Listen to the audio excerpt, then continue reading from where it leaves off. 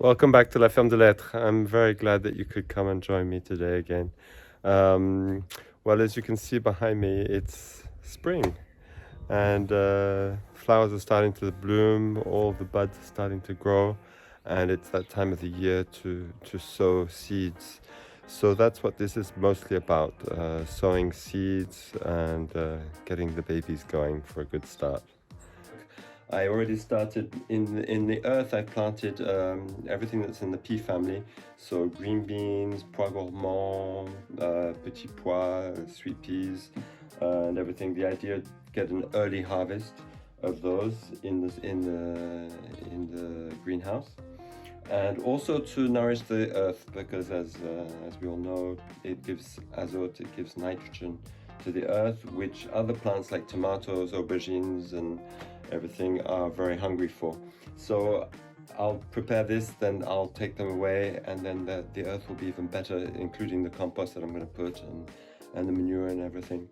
So yeah, so that's it. And now I'm going to proceed with the planting my babies in the little pots. A few days on, and I'm carrying on planting in the small little pots and everything. I've been planting flowers, I planted poppies, I've planted, what else have I planted? I planted lettuce, 3 different types of lettuce. I planted celery, and now I'm just planting the different gourds, how do you say, like pumpkin family. So I'm attacking that right now. Basically, the general rule is it's according to the size of the seed. If the seed is like, this is a big seed, it'll go deeper into the earth. So I put this deeper. It's generally like twice the size of the seeds, and then I'm going to cover it with earth right now. These are all the different pumpkins. I've got 5 different types. They become very big, so I haven't made a lot. I've just made 2 of each variety because I've got 5 different varieties. I think I may even have more, so I don't want to kind of like have just that. So then I just cover them over, and then I'll water them down and pat them in.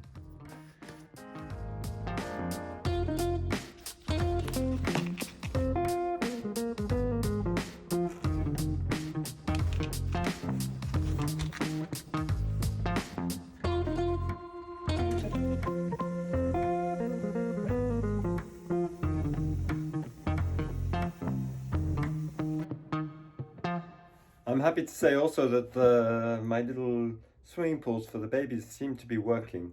I checked, and the fabric that I placed on them is actually stays wet, which is quite exciting. So I'm very excited to see if it works and it continues to go up into the pots and feed them without me having to constantly water them and take care of them, because I'm going to be going away for a few days. So it's good to know that they'll be safe when I'm away.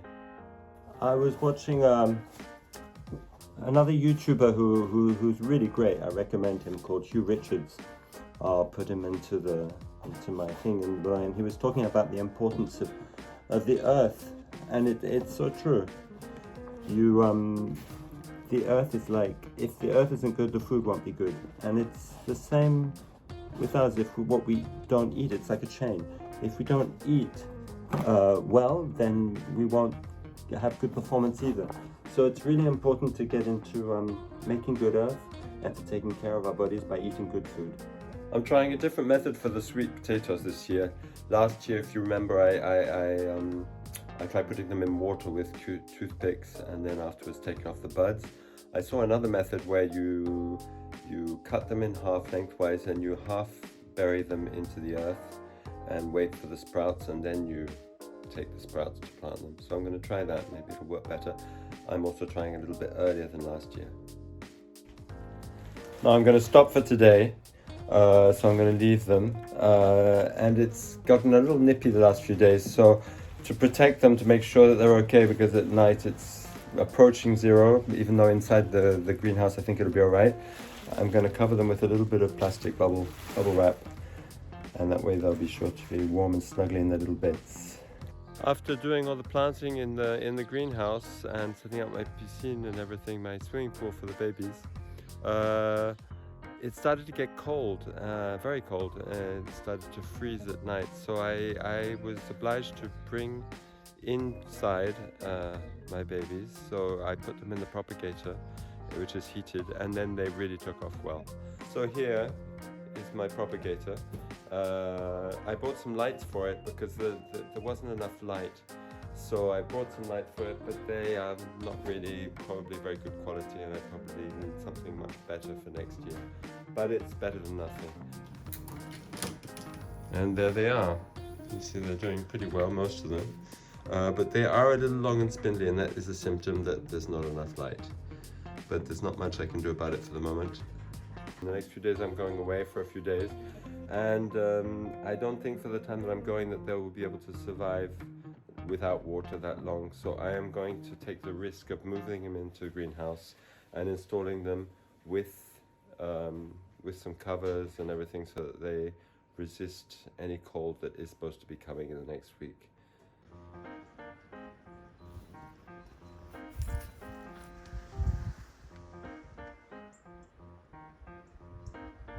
It's a little bit DIY, but this is kind of how I've set it up, with some cloche, protect them a little bit, some of them, the ones that fit, and then they're in there, and I'm going to cover it all with like a blanket, a see-through blanket called a voile in France, and we'll see how that goes. Look what I found, little treasure, so beautiful. That pretty much sums it up for today. Thank you very much for joining me. I'm very happy to have you with me. If you liked the video, please don't hesitate to push the like button and follow me if you want to. And also, if you want to be warned about future emissions, just press on the bell button. And I look forward to seeing you next week, where what we'll be talking about, I'm going to be working more on the potager, you know, the vegetable patch. So some exciting things going on there. I'll tell you then.